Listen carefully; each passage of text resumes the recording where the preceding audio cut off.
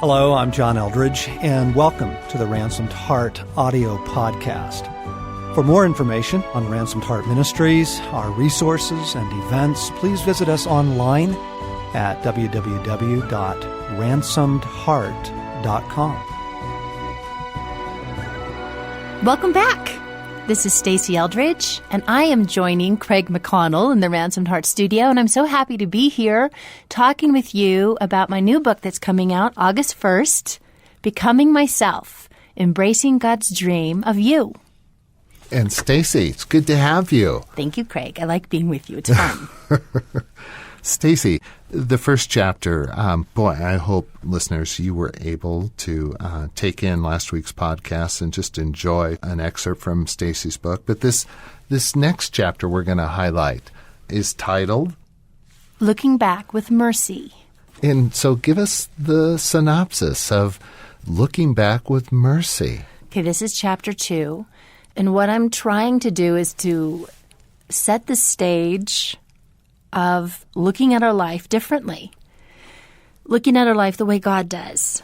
For many of us, we look back on our life, the story of our childhood, the story of our teen years, all of our life. When we see the mistakes, we feel the wounds, and it's really easy to look back on our life with regret.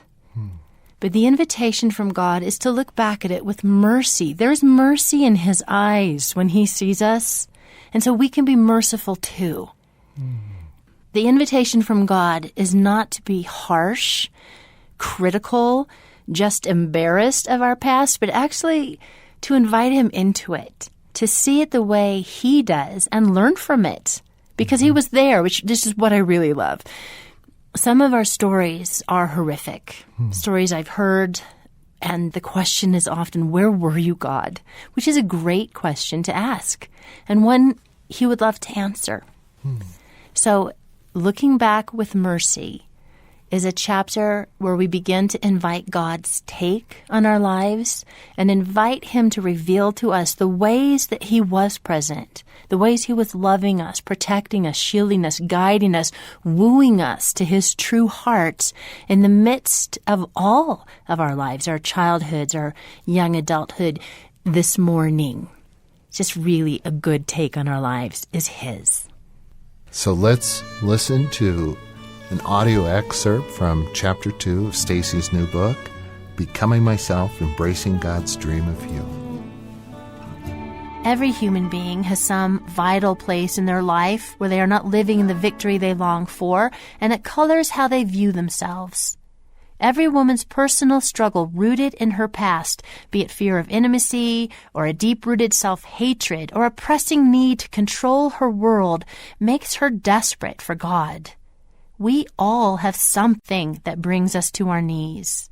It isn't something we would ever choose for ourselves or wish on anyone else, but we all have an area or 10 in our lives that drives us to need God. We can't free ourselves.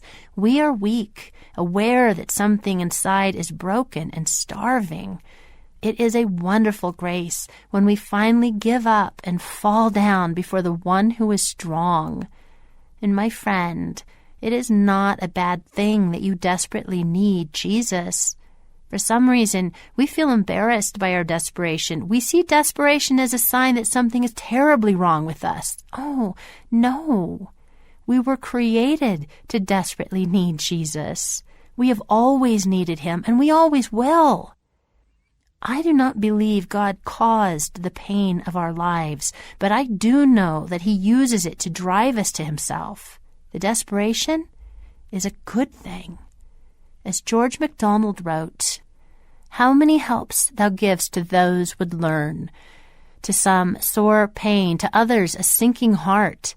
To some a weariness worse than any smart. To some a haunting, fearing, blind concern. To some a hunger that will not depart. I am a hungry woman. I am hungry for love, for acceptance, for belonging, for meaning. I am desperate for God. I am aware of the aching abyss inside of me, of which many have written. Oswald Chambers wrote, "There is only one being who can satisfy the last aching abyss of the human heart, and that is the Lord Jesus Christ." I know that now, but I certainly didn't know it as a little girl hungry for approval and love. I didn't wake every morning knowing that Jesus is the one who will satisfy the starving places in my heart. I have grown into knowing it. I continue to grow into knowing it. I wasn't even aware of how hungry I was when, as a newlywed, I first began to give my heart away to the drive-thru. I didn't know I was making a deal with bondage. Food would satisfy my hunger, my loneliness, my ache for a while, but only for a little while. And then I would need another fix. I would get another fix, and then I got into a fix that I have spent the better part of 30 years trying to get out of.